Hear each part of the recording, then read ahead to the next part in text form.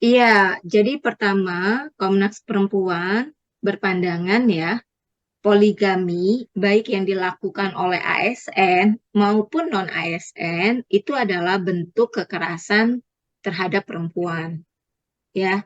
Jadi poinnya clear. Poligami Hmm. yang dilakukan entah dia ASN, non-ASN, itu adalah kekerasan berbasis gender terhadap perempuan. Mengapa disebut sebagai kekerasan berbasis gender terhadap perempuan?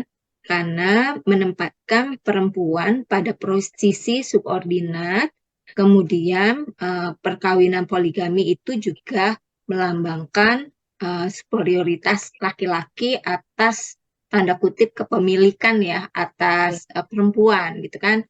Ada nilai-nilai bahwa semakin banyak perempuan yang dimiliki laki-laki, ya semakin maskulin seperti itu.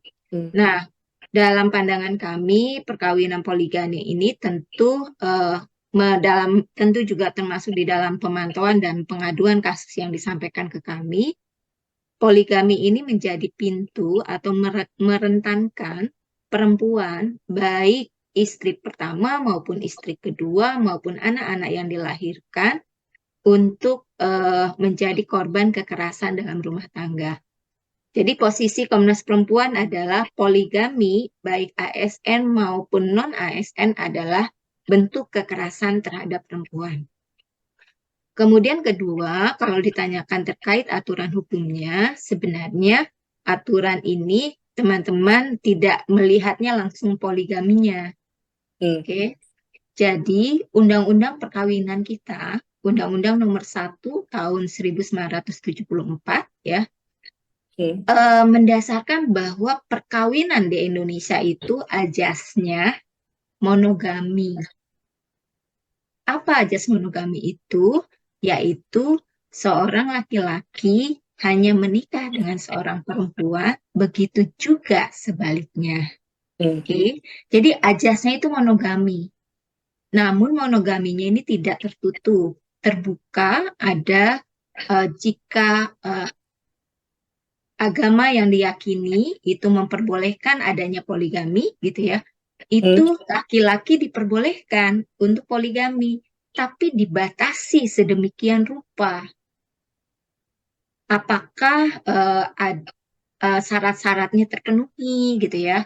Ada izin istri, ada izin pengadilan, dan untuk ASN itu ditambah dengan izin atasan. Hmm.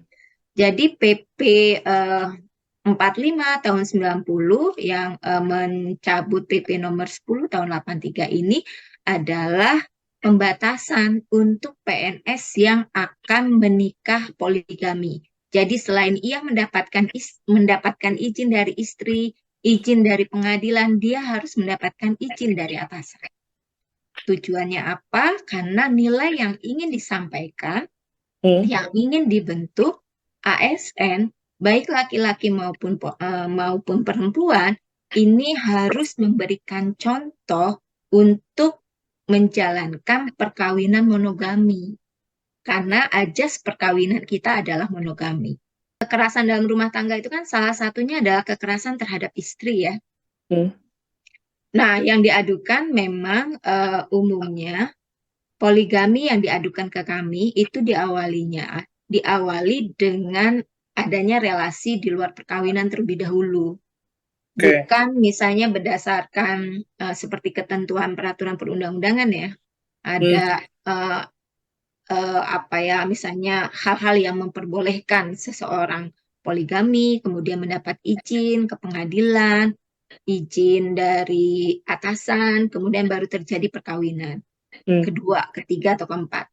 Tapi umumnya itu eh, perkawinan poligami itu diawali dengan bisa dikatakan perselingkuhan gitu ya. Hmm.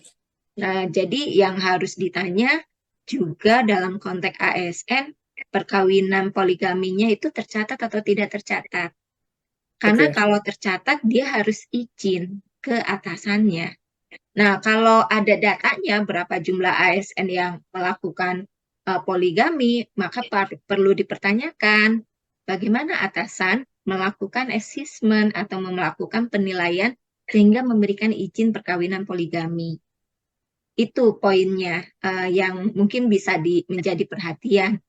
Nah, kalau pertanyaan tadi bahwa kenapa perempuan ASN tidak boleh menjadi istri kedua, ketiga, keempat gitu ya. Intinya gini, ajasnya adalah monogami gitu ya. Oke, poinnya Bu ya. Poinnya adalah ajas perkawinan kita monogami. Dan perempuan yang menjadi istri siri atau istri kedua dan ketiga gitu, apakah juga dia menikah berdasarkan kesadaran penuh dan memahami dampaknya, itu juga kan harus ditelusuri ya Mas. Sudah tahu informasi terbaru belum? Kalau belum, langsung cek YouTube Liputan 6 SCTV. Jangan lupa subscribe, komen, like, dan juga share.